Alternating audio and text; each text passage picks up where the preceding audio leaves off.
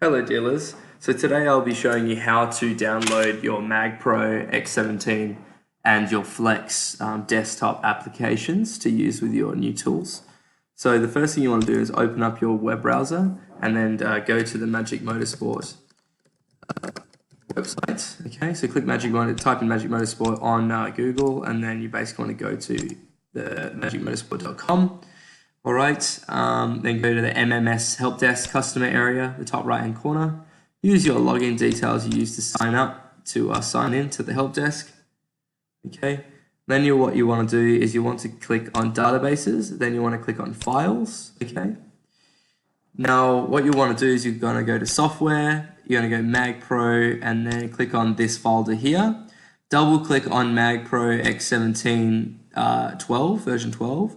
And then what that'll do, that'll download. Once that is finished downloading, okay, once it's finished, click on Flex and then double click this here. Now what you'll be able to do is go to your downloads folder and then start the application, install the program, and you'll need to plug in the tool into the OBD and also your laptop in order to start the software. But that's everything.